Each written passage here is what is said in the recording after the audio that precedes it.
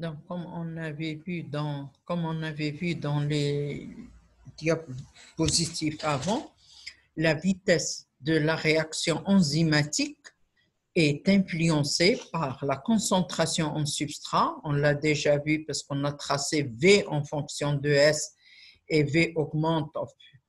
Plus la concentration en S augmente, plus la vitesse augmente jusqu'à arriver à la vitesse maximale.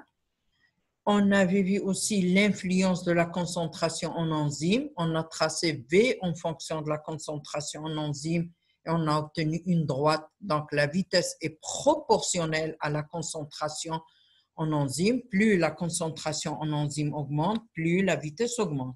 On avait vu aussi l'influence du pH, l'influence de la température. Dernier point, effet des effecteurs.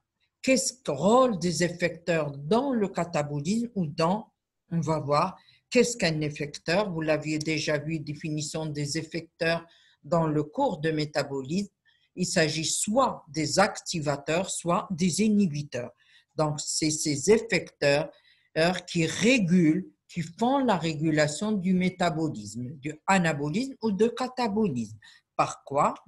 Toutes ces notions-là, ça a été déjà illustré dans le cours de métabolisme par des enzymes, on va voir, des enzymes de régulation, des enzymes qui catalysent des réactions irréversibles. On va voir quelles sont ces enzymes. Vous avez déjà vu beaucoup d'enzymes de régulation comme la PFK1, la phosphofructokinase 1, le glycokinase ou l'exokinase, la pyruvate kinase, tous ces trois enzymes de régulation de la glycolyse, par exemple, ils possèdent à la fois des activateurs et des inhibiteurs. Et grâce à ces effecteurs, à ces activateurs inhibiteurs, on a régulation du métabolisme cellulaire. Biochimiquement, ces effecteurs permettent de mieux comprendre le mode d'action des enzymes. Et là, dans cette partie de cours, on étudiera les différents types d'inhibiteurs et les différents types d'activateurs. De même, on étudiera un type d'effecteurs, sont des effecteurs allostériques. Qu'est-ce que c'est les effecteurs allostériques? Ce sont des effecteurs qui font la catalyse, mais pas de type michaélien, mais de type allostérique. Et là, on va voir deux types d'inhibiteurs, des inhibiteurs qui agissent d'une manière réversible et des inhibiteurs qui agissent d'une manière irréversible. On tiendra surtout compte, on n'aura pas le temps de détailler les inhibiteurs irréversibles, mais je vous donnerai quelques exemples uniquement, mais on insistera sur les types de réversibles qui sont soit compétitifs, soit les inhibiteurs sont compétitifs, soit ils sont non compétitifs ou incompétitifs. Et on passe aux inhibiteurs. Donc, premier exemple, premier type d'inhibiteur, inhibiteur inhibe la réaction enzymatique. Par exemple, la cellule dégrade le glucose en pyruvate pour avoir quel est le but de cette glycolyse malgré que c'est fournit peu d'énergie, ce pyruvate se transforme en acétyl-CoA, l'acétyl-CoA qui rejoint le cycle de Krebs et le but c'est d'avoir de l'énergie. Si la cellule n'a plus besoin d'énergie, il faut qu'on inhibe la glycolyse par des inhibiteurs, par exemple des inhibiteurs de la PFK1 parce que c'est l'enzyme clé de la glycolyse, c'est elle qui est aussi comme les autres enzymes allostériques possèdent des activateurs et des inhibiteurs. Qu'est-ce que ça veut dire inhibiteur réversible? Dans les inhibiteurs réversibles, on a deux types. Les inhibiteurs qui inhibent d'une manière compétitive et les inhibiteurs qui inhibent d'une manière incompétitive. Alors, qu'est-ce qu'un inhibiteur compétitif? Il exercé par un composé dont la structure, ça c'est la première propriété d'un inhibiteur compétitif. Quand il s'agit d'un inhibiteur compétitif, ça veut dire cet inhibiteur, c'est un composé dont la structure ressemble à celle du substrat. Donc, on dit il y a ressemblance entre le substrat et cet inhibiteur. Il y a ressemblance de structure.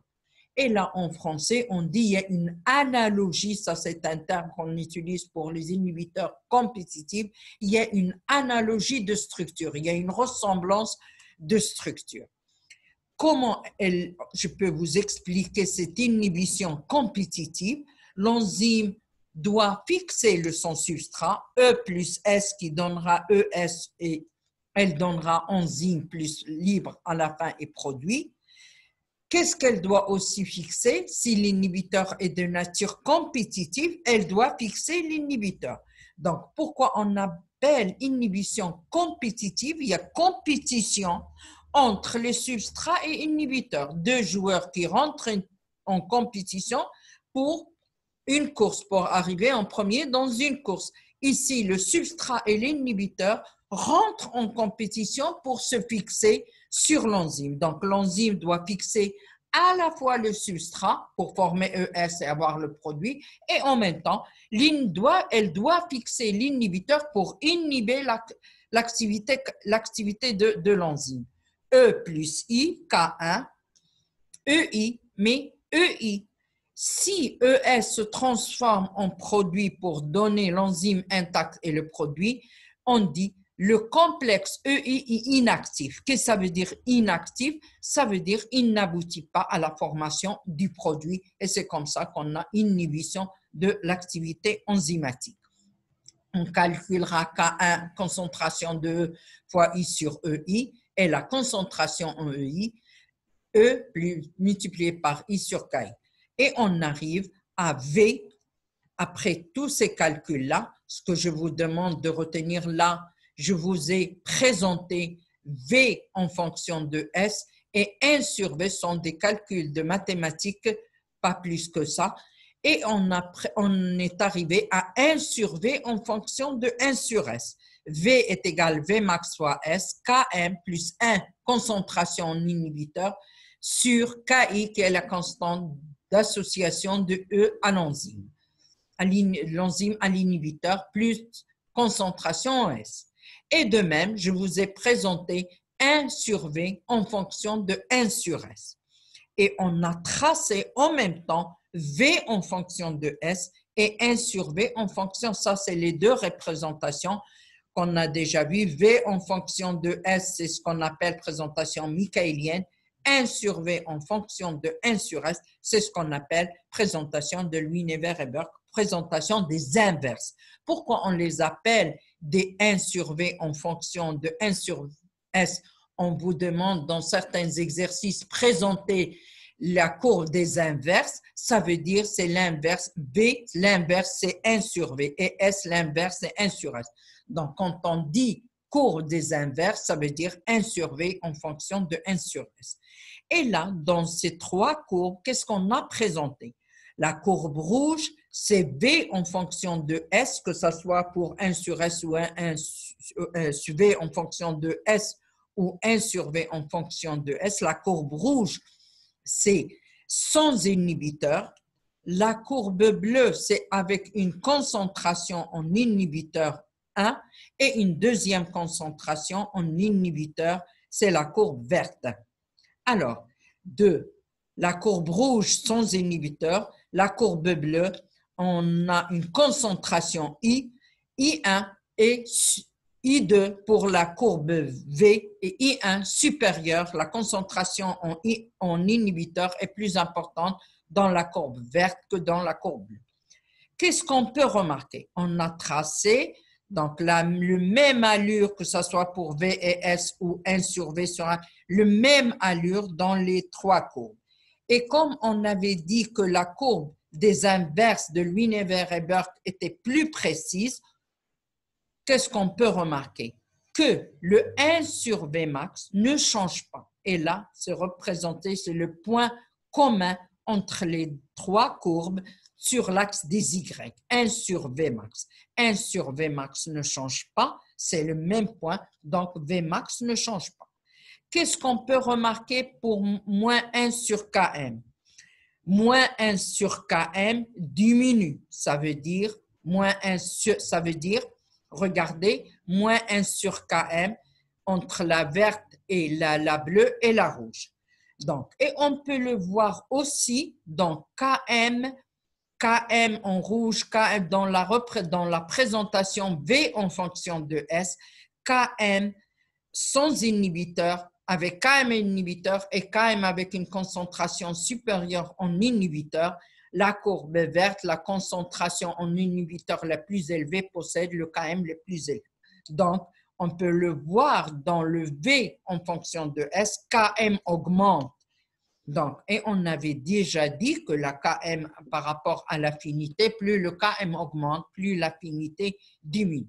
Dès que ce qu'on peut retenir de cet inhibiteur compétitif, il y a compétition entre l'inhibiteur compétitif et le substrat. Pourquoi cette compétition? Ce composé rentre en compétition parce qu'il y a une analogie de structure entre le substrat et l'inhibiteur. Et quelle est l'influence de cet inhibiteur? Cet inhibiteur, il ne forme pas de produit, d'accord? Mais ce qu'on peut déduire sur les paramètres cinétiques, Vmax ne change pas et le Km change. Le Km augmente, l'affinité diminue. Quand la concentration en S augmente, l'effet d'inhibiteur disparaît. L'inhibiteur compétitif, on dit, est levé par, soulignez bien, levé par un excès de substrat. Vmax n'est pas modifié. Ça, c'est les caractéristiques, ça, c'est ce qu'il faut retenir dans le cas d'un inhibiteur compétitif. Donc, qu'est-ce que ça veut dire? S augmente, l'effet disparaît. Il y a une analogie, une ressemblance entre la structure du substrat et l'inhibiteur. Si vous augmentez la concentration de substrat, comme si on explique ça d'une manière simple, comme si l'enzyme ne voit plus l'inhibiteur, elle le considère comme un substrat parce qu'il y a une analogie de structure entre substrat et inhibiteur. Donc, on dit quand la concentration en substrat augmente, l'effet d'inhibiteur disparaît. Donc, si on veut lever, ça veut dire arrêter l'inhibition, éliminer l'effet de l'inhibiteur, ça veut dire lever l'inhibition, on dit qu'il faut un excès de substrat pour que l'inhibition soit levée. Le Vmax n'est pas modifié. Un exemple très clair de cet inhibiteur de nature compétitive, c'est ce que vous avez vu dans le métabolisme, dans le cycle de Krebs. Vous avez une étape du succinate au fumarate par l'enzyme qui catalyse cette réaction irréversible. Et sachez bien, dès maintenant, et vous l'aviez vu plusieurs fois en métabolisme, que toutes les réactions irréversibles sont catalysées par des enzymes, on va voir des régulations. Le succinate, pour passer du succinate au fumarate, on utilise comme enzyme la succinate déshydrogénase. Déshydrogénase, on avait déjà vu ce type d'enzymes qui appartiennent, je rappelle, aux oxydoréductases et utilisent comme coenzyme le FAD, le NAD, le NADP, ainsi de suite, et le FMN. Mais cette succinate déshydrogénase catalyse la réaction entre succinate et fumarate et utilise comme coenzyme le couple FAD-FADH2. Qu'est-ce qu'on fait dans cette réaction? On enlève les deux atomes d'hydrogène, CH2, qui devient CH. Et cet hydrogène de substrat est transféré du substrat au FAD qui devient FADHH2. C'est le couple redox. Succinate forme réduite parce qu'il contient des hydrogènes, FAD sous forme oxydée qui donnera le fumarate sous forme oxydée et le FADH2 sous forme réduite.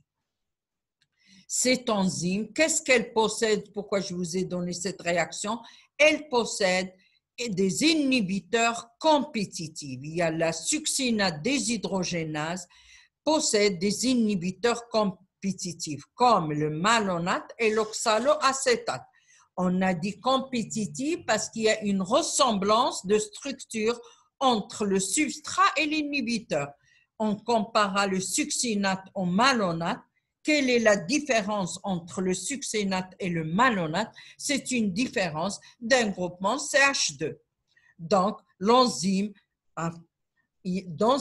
cette enzyme possède un inhibiteur compétitif malonate par rapport au succinate. C'est le succinate et le substrat, l'inhibiteur et le malonate, il y a une ressemblance de structure. Il n'y diffère que par la présence d'un CH2 de plus dans le succinate. Elle possède aussi, cette succinate déshydrogénase, elle possède aussi l'oxaloacétate. Pourquoi l'oxaloacétate? Parce qu'il ne diffère que par un groupement CH2 à la place de CO. Fonction cétone dans l'oxaloacétate et un groupement CH2 dans le succinate. Donc, ces deux composés ont une ressemblance de structure, une analogie de structure avec le succinate, donc sont des inhibiteurs compétitifs de la succinate déshydrogénase. On a aussi ce qu'on appelle des inhibiteurs, c'est un cas d'exemple que vous avez vu dans le méta-inhibition par le produit de la réaction. Le glycose 6-phosphate en présence d'H2O2, c'est une déphosphorylation, glycose 6-phosphatase. Le type de réaction est une déphosphorylation. C'est pourquoi la phosphatase, on avait déjà vu ça dans le début des cours, les déphosphorylases. La déphosphorylation est réalisée par des phosphatases et la phosphorylation par les phosphorylases. Glucose en plus H3PO4. Ça veut dire quand on synthétise beaucoup de glucose, quand on fait des phosphores à un certain moment, le glucose devient inhibiteur de la réaction. Et c'est ce qu'on appelle inhibition par le produit de la réaction. Il y a aussi des inhibiteurs compétitifs de la cholinestérase, les amines quaternaires. Ces amines quaternaires, on le voit dans les molécules, dans la molécule d'acétylcholine. NCH3, CH3 est lié à un groupement CH2, l'acétylcholine possède un groupement quaternaire qui est un inhibiteur compétitif. Ces amines quaternaires de type N, R1, R2, R3 et R4 sont des amines quaternaires inhibiteurs de l'acétylcholinestérase qui donnera la choline plus l'acide acétique.